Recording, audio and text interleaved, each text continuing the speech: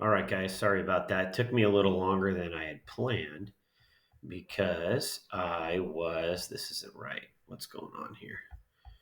Let me, no, that's not the right one here, guys. Mhm. Let me just open it up like this real quick. Did the wrong one. All right, here we go. Now I can mark on it. Okay, so we're on the final piece, which is geometric distributions. So hopefully, yeah, I didn't have all the stuff I needed so at home like I did. So what are the conditions of a geometric setting? Well, it's going to be the same as the other ones. So we need binary, which means we have to have a success or a failure. The trials need to be independent, and the probability of success has to be the same for each trial. Now, what the difference is that geometric is the idea of you need to have how many times it takes to get a successful trial. So, in other words, it can be like a fail, a fail, a fail, and then it's a success. That's the idea behind it. So, geometric's a little different in that case. So, we're doing a little bit different multiplication. So, if we're dealing with this stuff here, let me highlight so you guys can see. Uh, This is the question in your notes. So, what is a geometric variable? Basically, the geometric variable itself is just the idea that it's the number of trials uh, to get to the success. So, this is one, two, three. On the fourth trial, we get a success, and so the probability distribution for the geometric distribution is just kind of like what you've seen before. You got your y for the possible values, and then you have your probability of x down here, and that's horrible because I don't have my same one. So we've got the y value, that y is here, and then our probability is down here. And so if it's zero chances, and that's 0.002, and then it's one, and that's 0.0056, and then the probability of two is 0.127, and then we just work our way across. So the distributions don't look any different than what we've seen before. And so when we're dealing with geometric distributions, uh, that's kind of what so now we're here with geometric distributions. And just the whole idea is that uh, you've got P, probability of success, and Y is the number of trials it takes. And then K can be any one of the values that's up here. So this is considered K and considered K. Uh, as we kind of work our way through it, I put the probability formula here.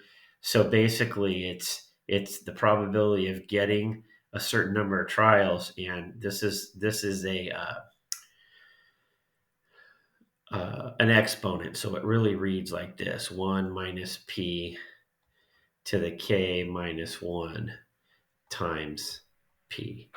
So that's our whole idea for the geometric probability formula. So as we kind of go through this, here's the example. Explain why it's a geometric setting. Number one, they're independent trials.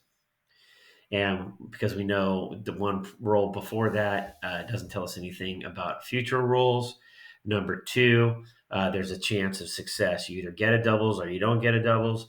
And then the chance of that, the probability of getting doubles is 1/6.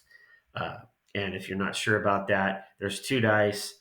And if the probability of getting a one is 1 out of 36, because there's 36 different probabilities with two six-sided dice. So getting a double, and you can get a 1/1, or you can get a 2/2, or you can get a 3/3.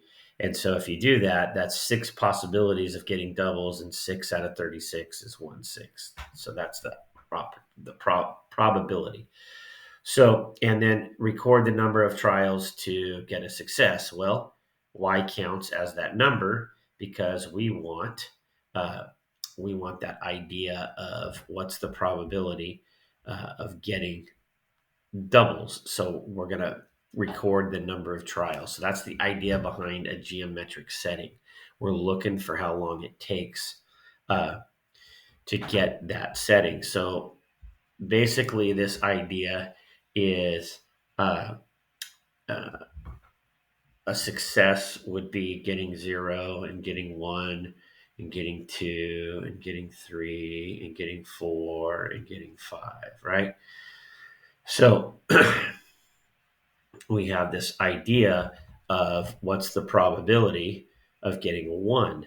So if we go back up to our piece here, where we're at here, we're going to have this idea of 1 minus 1/6, and then this is going to be k minus 1, which is 0, times the probability of 1/6, right? So we just kind of keep working our way through this piece here as we come up with the different probabilities. So our probabilities are going to go along the bottom here. Okay, so the probability of getting 0 doubles, the probability of getting 1 double, the probability of getting 2 doubles, 3 on the roll, and so as we work our way through this, it shouldn't be 0 rolls, but that didn't make any sense. It just be 1 roll, 1 double, and so that's how we're going to define the geometric random variable and state its distribution. This is the y, and this is the probability of x. So let's talk about find the probability that it takes to get exactly 3 rolls. That it takes exactly 3 rolls to get out of jail. So when we go exactly, this is going to be the probability it's not going to happen, right? Times 2 times the probability that it happens. It takes exactly 3 rolls. So you just have to roll doubles to get out. So the first 2 are failures, and the third one is the success. So we really have failure, failure, success. So that means 5 out of 6. That's my probability for getting 5 out of 6. This is 5 out of 6. This is 1 out of 6. So you multiply those together, and that's kind of the idea of the formula behind it. So then you could do this one here. This could be Geomet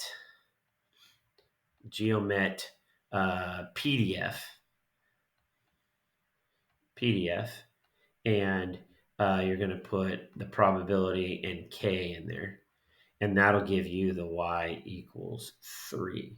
So this PDF is the equals one. So, and that's what we got right here. So you could put this in your calculator. You can also find the probability that it takes to get more than 3 rolls. So it's the idea that it's more than 3. And so we get the probability of less than 3, and then everything else is the rest of the probability. So we got the probability of y equals 3 plus the probability of y equals 2 plus the probability of y equals 1, and that's going to be 0.5787. I didn't do the different probabilities up here, so this one isn't there at all. So the probability of getting doubles here, and then plus the probability of getting doubles on the second roll, plus the probability of getting doubles on the third roll. And then we would subtract that. We would subtract that from 1 because we want the probability that it's going to take more than 3 rolls. So we take this idea and we would want this probability here. So the whole thing's 1, and we would subtract the probability that's less than 3. So remember, to do the less than or equal to 3, you can use geometric CDF. So this would really become the probability that y is greater than 3 is equal to 1 minus and you could put your 1 minus the probability of y is less than or equal to 3. That is going to be put in to that right there. So you could put the probability as 1/6, and then k would be 3, and you plug that in, and it would kick it out, and you could subtract it from 1, and you get your answer, which is going to be 0.5787. All right, so uh, that's the probability of it getting of more than that. So as we go from there, uh, how can you calculate the probabilities on and it's on the formula sheet? They're on the formula sheet. I've already kind of shown you this one. This is 1 minus p to the k minus 1 times p. On average, how many rolls does it take to get Escape Monopoly? It's going to take about 6 rolls on average. So, and you only get 3 to get out. So your probability is a little bit better to pay your $50 to get out. So how would you actually calculate that? You would actually, it's the expected mean. Oops. The y, here we go. Mu of the y value is actually just 1 divided by the probability. So if we just did 1 divided by 1 over 6, that would actually get us 6.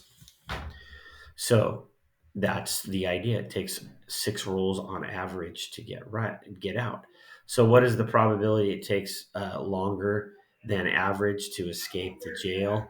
That's going to get smaller and smaller. That's going to be really, really small as you go this way, because we're going to keep chewing up. If you keep adding this up, we're going to keep chewing up 1. So this is going to get smaller. So what does that tell us about it? That tells us that uh, the probability is heavily skewed right, because these probabilities are going to get smaller and smaller as we go. So uh, that's kind of the idea behind the today's notes. It's a real quick one, and we'll see you guys tomorrow.